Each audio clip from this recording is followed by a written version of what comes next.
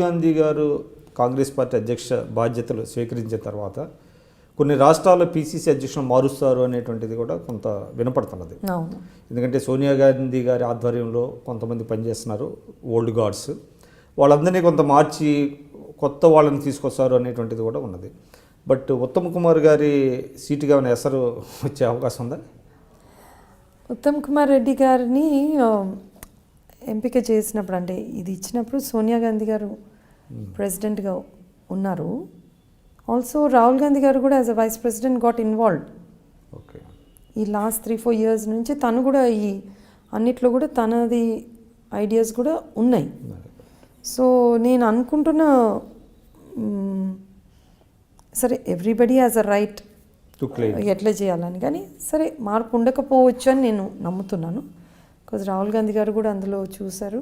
So till elections వరకు ఉత్తమ్ కుమార్ గారి సారథ్యంలోనే Congress party వెళ్ళే అవకాశం ఉందంటారు? నేను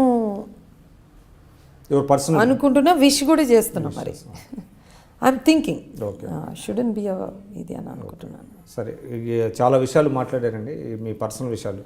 మీ హాబీస్ ఏంటి? నా personal hobby is to design good houses. అది మై ప్రొఫెషన్ గివ్స్ మీ, నాకు చాలా satisfaction. Still you are pursuing your profession? ఈ మధ్య నేను I do lot of all Fernandez hospitals అని ఉన్నాయి మెటర్నిటీ హైదరాబాద్లో, అవన్నీ చేస్తాను. V6 కార్పొరేట్ ఆఫీస్ నేనే చేశాను. You have good clientele? అంటే నా క్లయింటీల్ గుడ్ క్లయింటీల్ అంటే నేను కొంచెం క్రమంగా తగ్గించుకుంటూ వచ్చిన, ఎందుకంటే ఈ వేరే అన్నిట్లో టైం ఉంది కదా. ఒకప్పుడు ఆ రమాడా హోటల్, ఆ చిరెక్ ఒరిజినల్ స్కూల్ నేనే చేసిన. 94లో ఓడిపోయినప్పుడు ఇక మళ్ళీ అంటే 3 months గ్యాపే కదా, మళ్ళీ నా వృత్తి నేను కొనసాగించాను. వెరీ లూక్రేటివ్ ప్రొఫెషన్ అనుకుంటా. Lucrative as far as fees to the architecture అనేది depends on client to client. So అది ఆ ఇబ్బందులు అన్ని ప్రొఫెషన్స్లో ఉంటాయి. బట్ ఎస్, నాకు అది ఇంట్రెస్ట్ కాబట్టి అప్పటి నుంచి కంటిన్యూ చేస్తున్నాను, ఎప్పుడు కూడా కొనసాగిస్తున్నాను.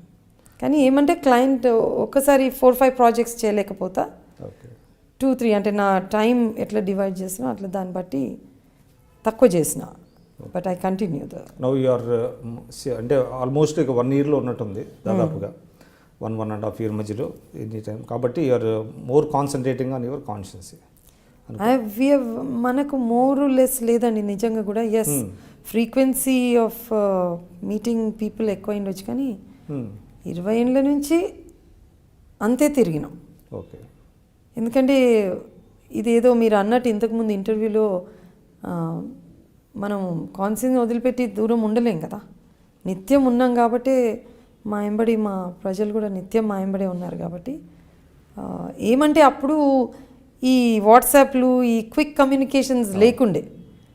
సో ఇప్పుడు ఇది ఎవరు ఎక్కడ పోయినా నిమిషాల్లో అందరికి తెలిసిపోతుంది, పోకున్నా తెలిసిపోతుంది, పోతున్నాకే తెలిసిపోతుంది. ముఖ్యంగా పెళ్ళిళ్ళు ఇలాంటి అన్ని ప్రోగ్రామ్స్కి వెళ్ళాలనుకుంటా.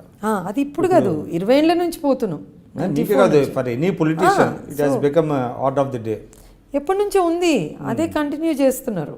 ఓకే, బికాజ్ అదో పెద్ద పార్ట్ మన ఇండియన్ పాలిటిక్స్లో. సోషల్ ఆస్పెక్ట్ ఏదైతే ఉంటుందో పాలిటిక్స్లో ఇవన్నీ పెళ్ళిళ్ళు, ఎమ్మెల్యేగా రావాలి, వచ్చి బ్లెస్ చేయాలి, లేకపోతే పరామర్శించాలి, అన్నీ ఇవి మన సొసైటీలో ఒక భాగం కాబట్టి అది నిత్యం ఉంటుంది. మీరు పవర్లో ఉన్నా ఉంటుంది, లేకున్నా ఉంటుంది. సో అవన్నీ చేస్తూనే ఉన్నారు. అవును, అది చేయకుండా ఎట్లా ఉంటారు. మీరు చూస్తున్నారు ఐ డ్రీమ్ న్యూస్ని. మీరు చూస్తున్నది ఐ డ్రీమ్ న్యూస్. అంటే కళలని నిజం చేస్తూ ప్రజలకి నిజాలని కళల ద్వారా తీసుకొచ్చే ఐ డ్రీమ్కి మై బెస్ట్ విషెస్. మీరు చూస్తున్నది ఐ డ్రీమ్ న్యూస్. మీరు చూస్తున్నారు I dream channel. For more videos please subscribe I dream. మరిన్ని వీడియోల కోసం ఐ డ్రీమ్ని సబ్స్క్రైబ్ చేయండి. Please subscribe I dream. And I am very much satisfied with the way interview went on. Kindly subscribe to I Dream. For more videos, subscribe to I Dream. And loads of fun entertainment and content. Do watch I Dream.